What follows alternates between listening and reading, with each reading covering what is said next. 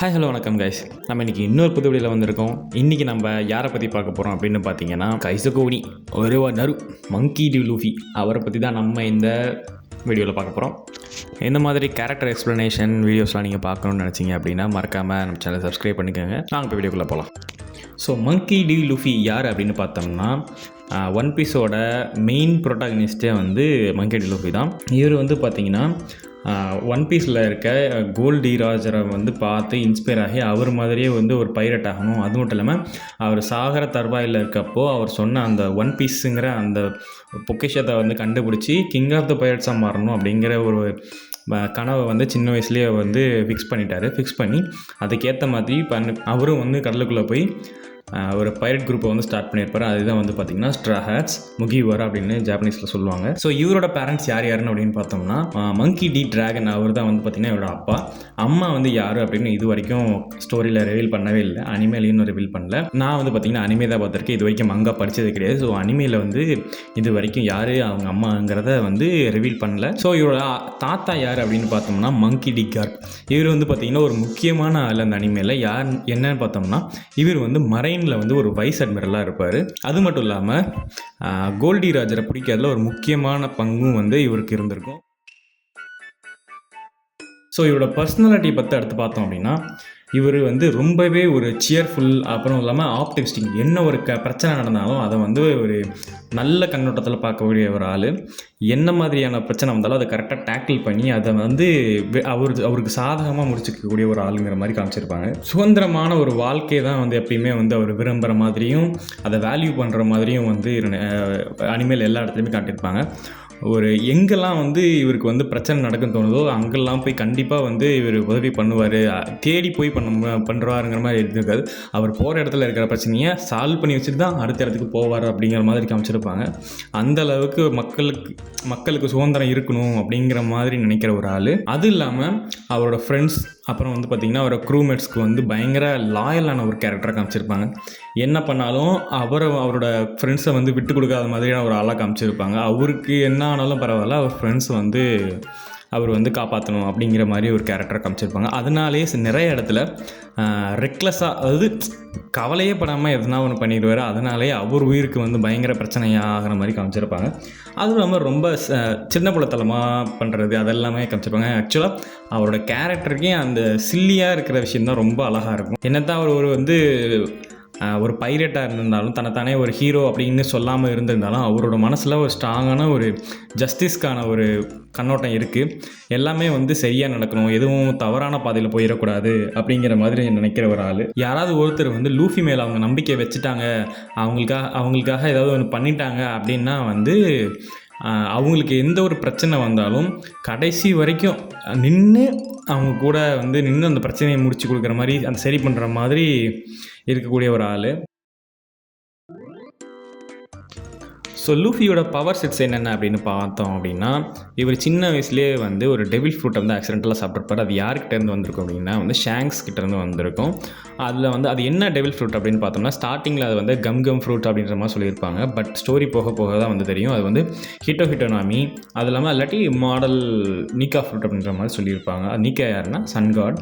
So அந்த மாதிரி ஒரு ஃப்ரூட்டை தான் வந்து அவர் சாப்பிட்ருப்பார். அதனால் வந்து பார்த்திங்கன்னா என்னென்ன அவருக்கு பவர் கிடச்சிருக்கும் அப்படின்னா, அவரோட பாடி மொத்தமும் வந்து பார்த்திங்கன்னா ரப்பரோட ப்ராப்பர்ட்டிஸ் மாதிரி இருக்கும். கையை வந்து நீட்டுறது, எந்த ஷேப்புக்கு வேணால் மாற்றுறது, அந்த மாதிரியான ஒரு பவர் தான் வந்து அவருக்கு கிடச்சிருக்கும். அதனால் வந்து இந்த மாதிரி பயங்கர பிளண்டான அட்டாக்ஸ், அதாவது உதைக்கிறது, அடிக்கிறது, குத்துறது, அந்த மாதிரியான அட்டாக்ஸ்க்கு எல்லாமே அவர் உடம்பு வந்து ரெசிஸ்டன்ஸாக இருக்கும். அது இல்லாமல் அவர் கை காலை நீட்டுறது, உடம்பு இந்த மாதிரி மாற்றுறது, அதெல்லாம் வந்து இந்த ஃப்ரூட்டை சாப்பிட்டதுனால இவருக்கு கிடச்சிருக்க பவர்ஸ். டிரான்ஸ்ஃபர்மேஷன்ஸ் என்ன இருக்குது அப்படின்னு பார்த்தோம்னா, முக்கியமாக 4 டிரான்ஸ்ஃபர்மேஷன்ஸ் வந்து இருக்குது இவர்கிட்ட. கியர் 2, 3, 4 மற்றும் 5 இந்த 4 டிரான்ஸ்ஃபர்மேஷன்ஸ் இருக்குது. கியர் 2ல் வந்து பார்த்திங்க அப்படின்னா இவரோட பிளட் ஃப்ளோ வந்து ஆக்சிலரேட் பண்ணுறது மூலிமா ஸ்பீடை வந்து பயங்கரமாக இன்க்ரீஸ் பண்ணுற முடியுங்கிற மாதிரி காமிச்சிருப்பாங்க. இது வந்து ரொம்ப சீக்கிரமாகவே இந்த சீரீஸில் காமிச்சிருப்பாங்க. எனக்கு ரொம்ப பிடிச்ச கியர்ஸில் இது வந்து நான் 3rd பிளேஸ் கூட நான் கொடுப்பேன். அந்த அளவுக்கு எனக்கு ரொம்ப பிடிச்ச ஒரு கியரு.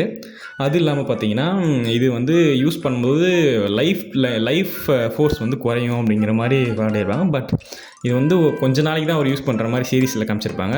அதுக்கப்புறம் கியர் 3, 4, 5 போகப்போ கியர் 2வோட யூசேஜ் வந்து குறைஞ்சிரும். ஸோ நெக்ஸ்ட்டு பார்த்தீங்கன்னா gear 3.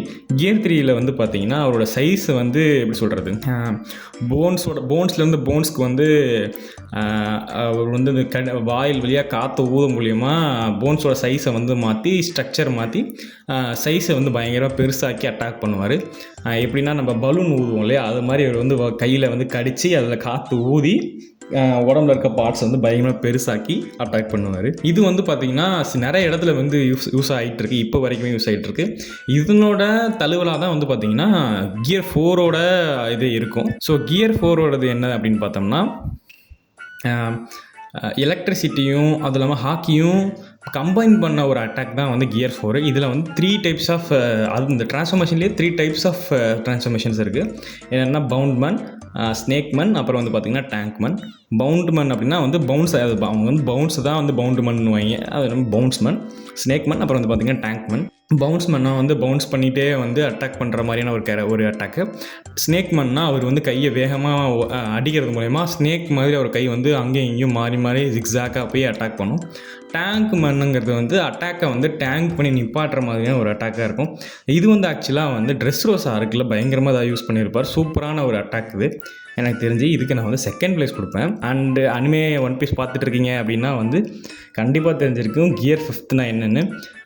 லூஃபியோட one of the strongest form தான் வந்து கியர் 5 இப்போ வரைக்கும். இது வந்து அவரோட டெபிள் ஃப்ரூட்டை வந்து அவேக்கன் பண்ணுறது மூலிமா ஒரு க்ரியேட் பண்ணுற ஒரு ஃபார்மு. இதனால் இவருக்கு வந்து எப்படி சொல்கிறது, நியர் லிமிட்லெஸ் க்ரியேட்டிவிட்டி, அதாவது லிமிட்டே இல்லாத அளவு க்ரியேட்டிவிட்டி தான் லிமிட். நம்ம என்ன நினைக்கிறோமோ அதுதான் வந்து ஆக்சுவலாக அவரோட லிமிட் அப்படிங்கிற மாதிரி இருக்கும். அதுவும் இல்லாமல் அவர் பண்ணுற அட்டாக்ஸ் எல்லாமே கார்ட்டூனிஷாக வந்து மாற்றிருப்பாங்க.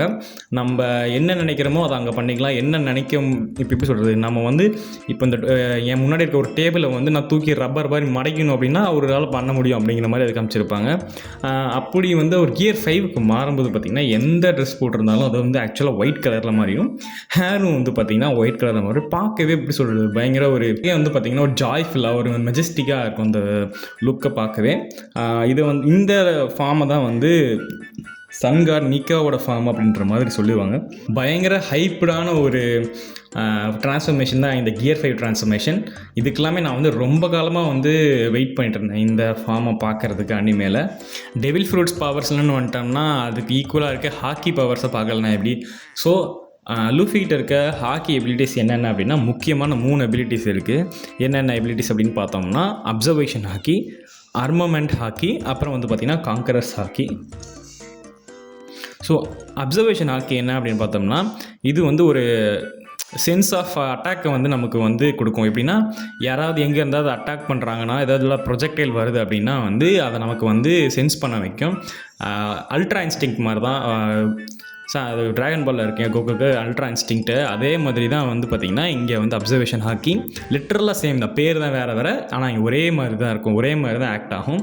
லிட்டரலாக சைட் பை சைடு வச்சு பார்த்திங்கன்னா சேம் யூசேஜ் தான் இருக்கும். ஆர்மமெண்ட் ஹாக்கி அப்படின்னா வந்து கை கால் அந்த மாதிரியான பார்ட்ஸ் எல்லாம் வந்து ஹார்டன் பண்ணி அடிக்கக்கூடிய ஒரு ஹாக்கி. நீங்கள் வந்து அனிமே பார்த்துருந்தீங்கன்னா தெரிஞ்சிருக்கும். ஒரு டைம் ஹாக்கி யூஸ் பண்ணும்போது கை வந்து பிளாக்காக மெட்டல் மாதிரி மாறும். ஸோ அந்த டிஃபென்ஸ் ஹாக்கி தான் வந்து இந்த ஆர்மமெண்ட் ஹாக்கி. தேர்டாக இருக்கிறது வந்து பார்த்திங்கன்னா காங்கரஸ் ஹாக்கி. இது வந்து பார்த்திங்கன்னா நேச்சுரல் பாண்ட் லீடர்ஸ் கிட்ட இருக்கிற ஒரு ரேரான ஒரு அபிலிட்டி தான் வந்து இந்த காங்கரஸ் ஹாக்கி. பயங்கர பவர்ஃபுல்லானது.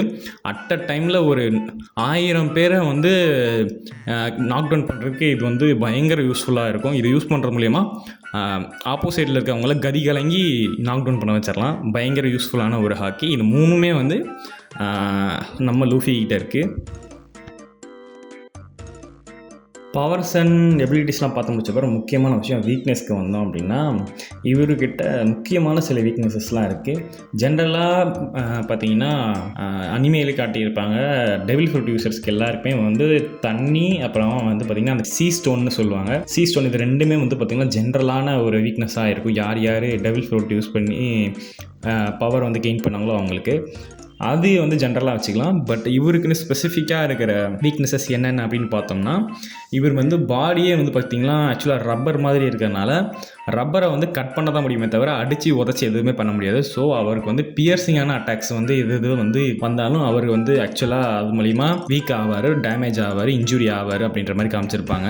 ஸோ புல்லட்ஸ், கத்தி, ஸ்வாட்ஸ், அப்புறம் வந்து பார்த்திங்கன்னா அமமெண்ட் ஹாக்கி அப்படின்னு சொல்லுவாங்க. இது எல்லாமே வந்து பார்த்திங்கன்னா யூஸ் பண்ணி லூஃபியை வந்து நம்மளால் டேமேஜ் பண்ண முடியும். ஹாக்கி யூஸஸில் சொன்ன மாதிரி அமமெண்ட் ஹாக்கி யூஸ் பண்ணி அவரோட அட்டாக்கை வந்து நம்ம வந்து ஸ்ட்ராங்கான அந்த நார்மல் பிளண்ட் அட்டாக்ஸ் கொடுக்கும்போதே அமமெண்ட் ஹாக்கி யூஸ் பண்ணி கொடுத்தோம் அப்படின்னா அந்த அட்டாக் வந்து அவரை வந்து டேமேஜ் பண்ணி இன்ஜூர் பண்ணும், கண்டிப்பாக பண்ணும். அதுவும் இல்லாமல் முக்கியமான ஒரு வீக்னஸ் என்ன அப்படின்னு பார்த்தோம்னா, அவரோட பவர் செட்ஸை வந்து அவர் ஓவராக யூஸ் பண்ணும்போது பார்த்திங்கன்னா கொஞ்ச நேரத்துக்கு அவரால் வந்து வீக் ஆகிடுவார், நார்மலாக இருக்க முடியாது. அந்த டைமில் பயங்கர வல்னரபிளான ஆளாக மாறிடுவார் லூஃபி. ஸோ இதை விட முக்கியமான ஒரு வீக்னஸ் என்ன அப்படின்னு பார்த்தோம்னா அவரோட கேரக்டர், பர்சனாலிட்டின்னு கூட சொல்லிக்கலாம். என்ன அப்படின்னா வந்து அவர் வந்து ரெக்லெஸ்ஸாக வந்து எது ஒன்றா பண்ணுவார், யோசிக்க மாட்டார். அவருக்கு பிடிச்சவங்களுக்கு ஏதாவது ஒன்று ஆயிடுச்சு அப்படின்னா வந்து கண்மூடித்தனமாக வந்து சண்டை போட ஆரம்பிச்சிருவார். ப்ளஸ் ஃபுட்டை பார்த்தா பயங்கரமாக டிஸ்ட்ராக்ட் ஆகிடுவார். மனுஷனுக்கு சோறு தான் முக்கியம் அப்படிங்கிற மாதிரி வாழ்கிற மனுஷன், சோறை கொடுத்துட்டிங்க அப்படின்னா அதை தவிர அவர் எதையுமே கான்சன்ட்ரேட் பண்ண மாட்டார் அப்படிங்கிற மாதிரியான ஒரு ஆள். ஸோ இதெல்லாம் வந்து பார்த்திங்கன்னா அவருக்கு பயங்கரமான ஒரு வீக்னஸாக அமைஞ்சிருக்கு. அப்புறம் வந்து கடைசியாக பார்த்திங்கன்னா எமோஷ்னல் அட்டாக்ஸ், அதான் சொன்னேன் இல்லையா, அவருக்கு பிடிச்சவங்க யாராவது நீங்கள் கடத்தி வச்சுக்கிட்டு அவரை த்ரெட்டன் பண்ணிங்க அப்படின்னா வந்து அவரால் ஒன்றுமே பண்ண முடியாது. நீங்கள் நினைக்கிறத வந்து அவரை வச்சு பண்ணிக்க முடியும். இது வந்து பார்த்திங்கன்னா பயங்கர முக்கியமான ஒரு வீக்னஸ் லூஃபிக்கு.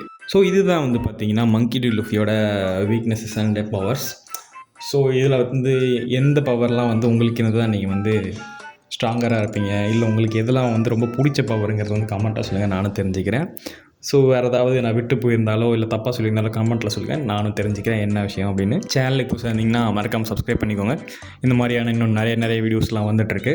ஸோ அவ்வளோதான், தரா, பாய்.